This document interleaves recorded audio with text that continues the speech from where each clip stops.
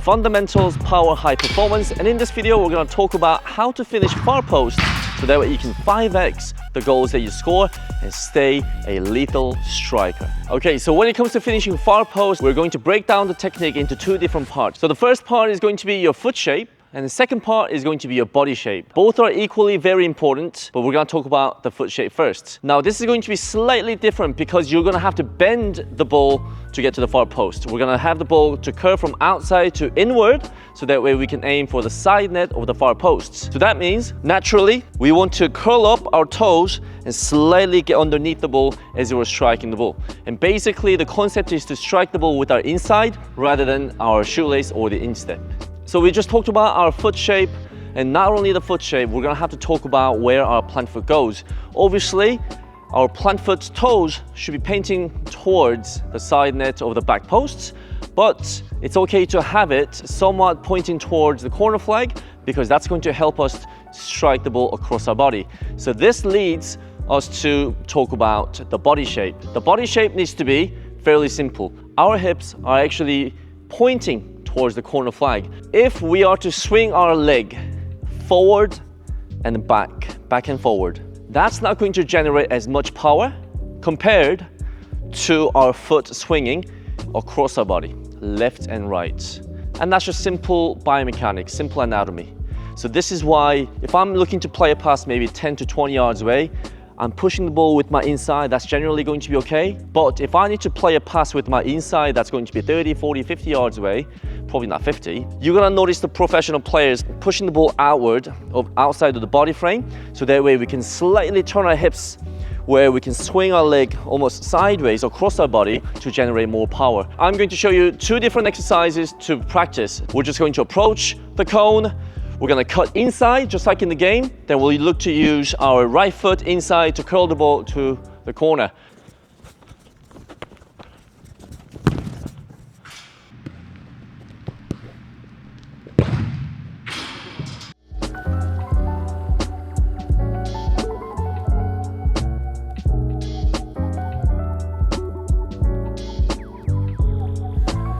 As you strike more and more, you kind of get the feel of it. Sometimes you can get under the ball a little bit more to give that little more spin, but a little more accuracy to give a little more lift to get the corner. Or sometimes you can deliberately try and strike more the middle of the ball so that we can push the ball a little bit faster. So on that one, couldn't really wrap my foot around the ball. Got too much underneath it. I'm just showing you, not every strike you're gonna see on YouTube is going to be perfect.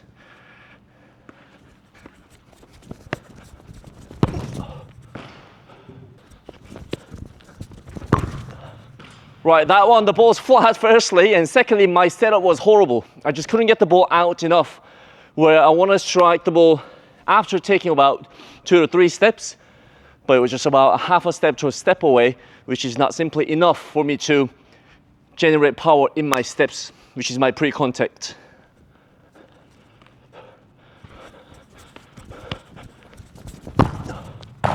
So in order for us to help ourselves with opening of our hips, the setup is going to be quite important, especially if you're cutting it from outside to inside by dribbling.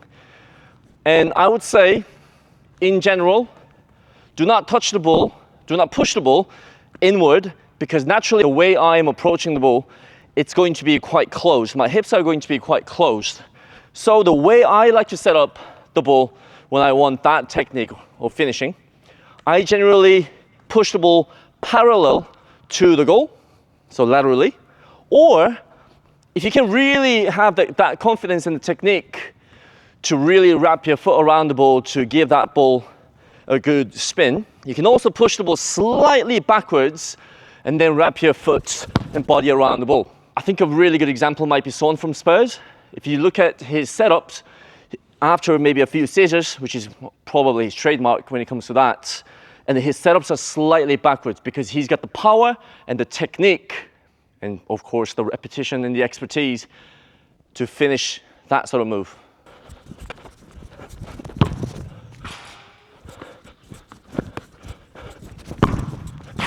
Okay, so the second exercise or second variation of the practice is going to be pass, set, and come and strike first time.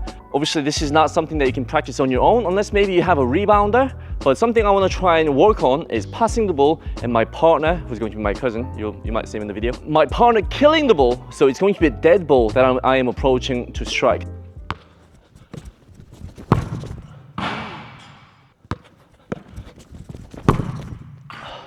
Gotcha.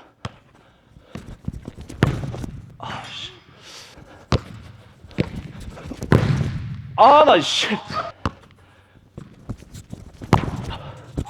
Oh shit!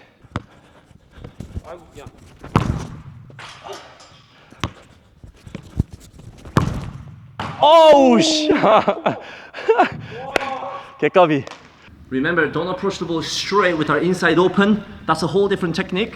Make sure you're approaching from the sideways, so you can strike across our body. I might have said 2 exercises, but actually it's going to be 3 exercises. The last one is going to be working with the partner again.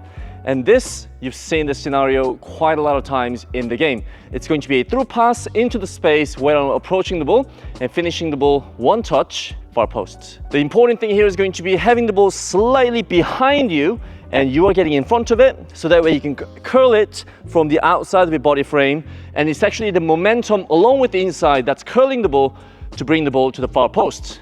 Go for the contact first, which means the technique or the precision of the technique, and then from there you can build your power, a bit of flair, a bit of flavor. Let's go.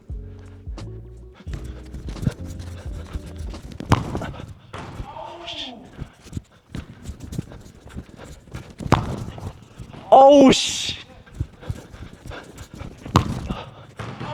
Oh, in. So that one just right now, if I were to reflect it quickly, my hips have closed a little sooner than I expected or hoped for, and therefore the ball caved in just a little too early to the inside.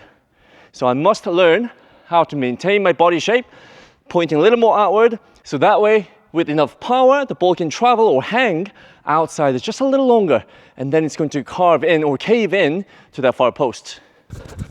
Oh.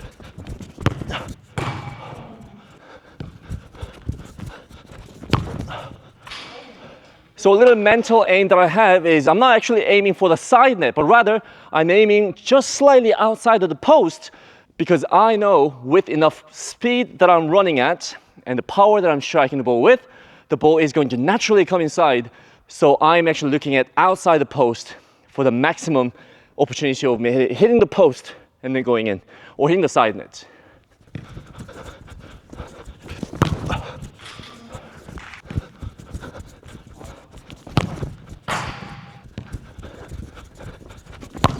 So that was a really, really poor technique. I just kept running straight instead of going across my body.